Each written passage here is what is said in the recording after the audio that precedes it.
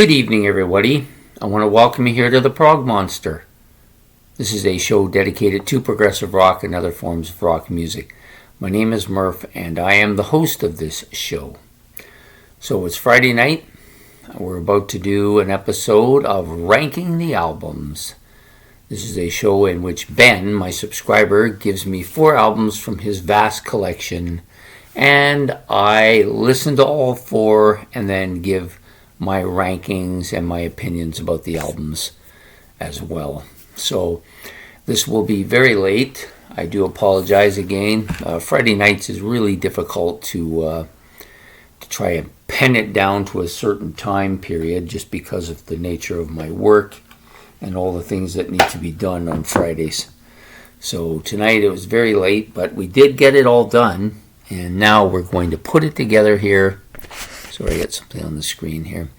Put it together here and give you kind of a feel for how I feel about the 4 albums. So I'm going to do it the way I have been doing it in this particular series, which is I'll give you the albums and talk about the albums and then give my rankings at the end. Before I was kind of giving you the albums as I rank them, so I'd give you the 4th one first and then so on, but I decided this is probably a better way to go about it.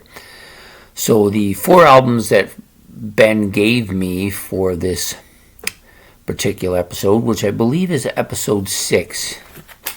Nope, I think I might be wrong. No, this is episode 7, so we have one more after this before we get to the semifinals. So episode 7, we have the first band is Warpig and their self-titled album from 1972.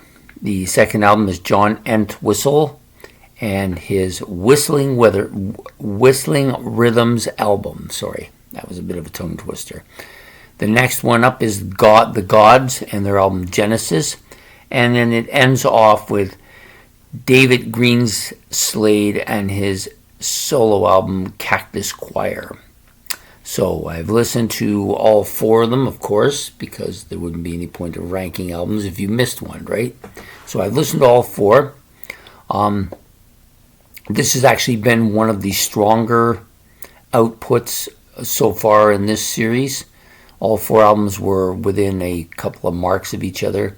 Generally what I do is I listen to them and then think about them for a bit, and then I give them a ranking number and I make some notes on them. That's generally how I do it for each album, and then I go back and look at the ranking numbers, and then that tells me who's going to win and who's going to finish 4th. So the 4 albums that we have, I'm going to talk first about Warpig. So this is the self-titled album, which was released back in 1972.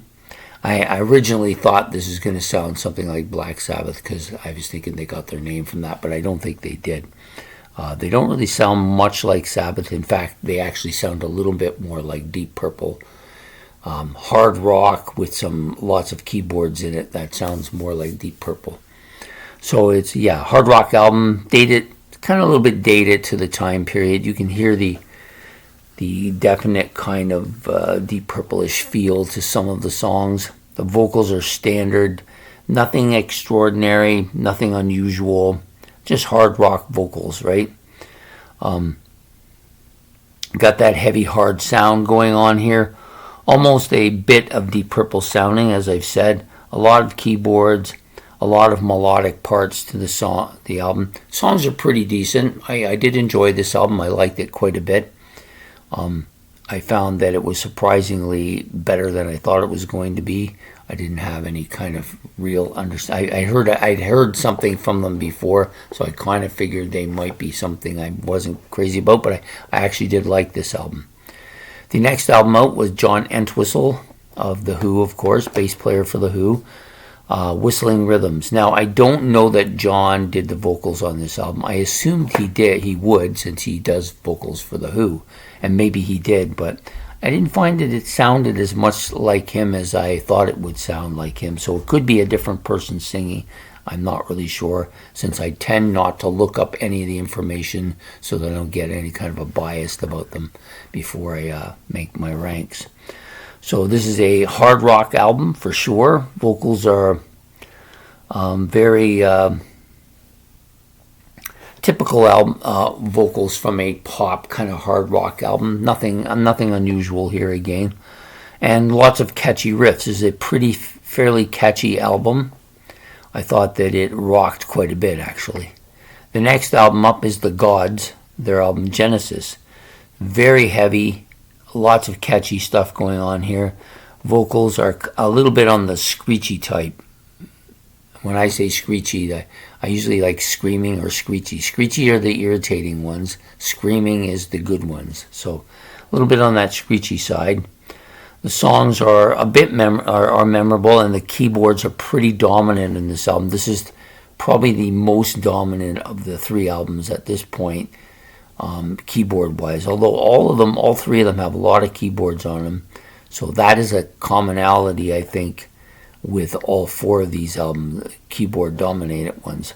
So David Greenslade is the fourth and final album, called Cactus Choir. Definitely, it has that Greenslade album cover, which is done by Roger Dean.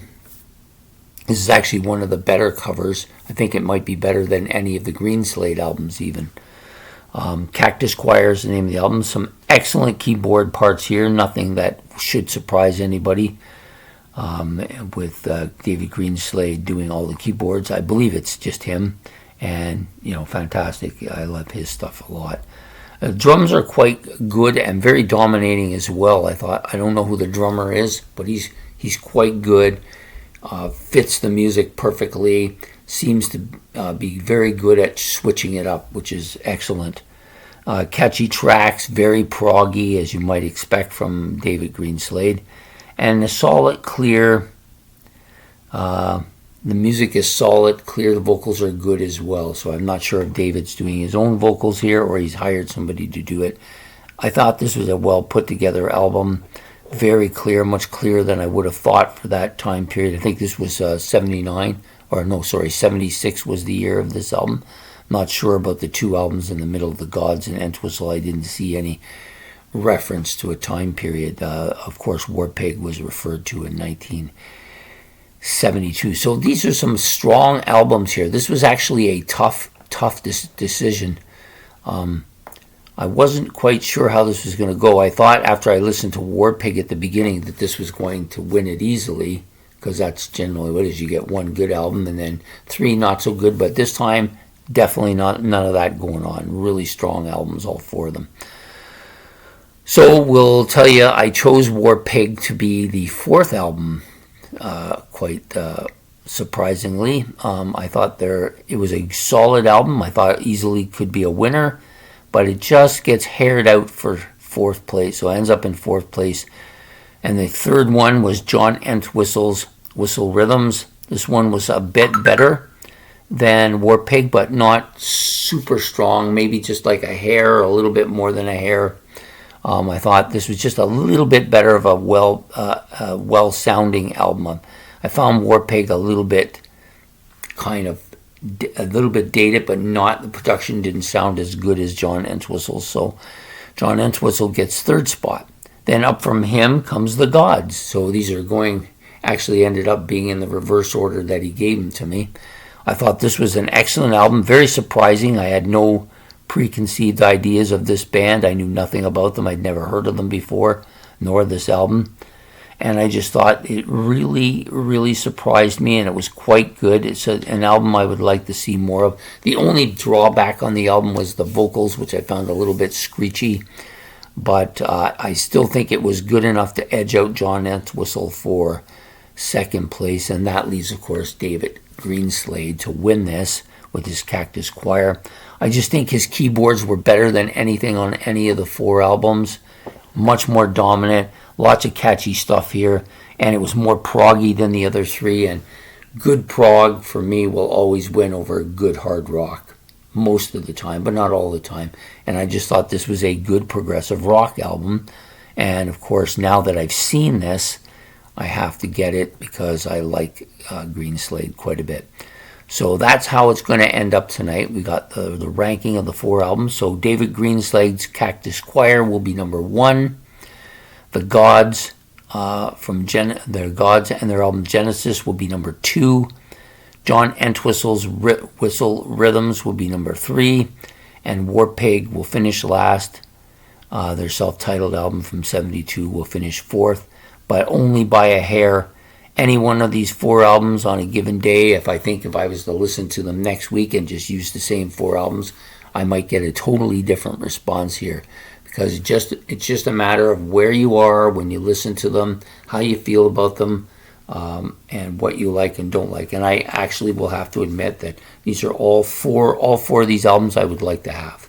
There's no two ways about it. So anyways, David Greenslade's Cactus Choir will go on to the semifinals, which will go in about 2 weeks, I believe, and will be in the semifinalists. So I hope you've enjoyed this episode of Ranking the Albums. This was actually, so far in this this particular series, I've enjoyed this one the most. So we hopefully you enjoyed this a lot as well, and give some of these albums a listen to. I think you'll be pleasantly surprised, especially the David Greenslade album. I think it's actually better production, better sound, more progressive than some of the Greenslade stuff that was in the band that he was in. So anyways, I hope you enjoyed this episode. Please hit the like and subscribe. Don't forget the notification bell so you don't miss any more of the channel shows. And any comments on the 4 albums, put those in the comment section below, and we will see you next week with the final episode of the series, episode 8, and then we'll start on the playoffs, or the finals, I guess, or semifinals and then finals. So take care and have yourself a good evening. Goodbye.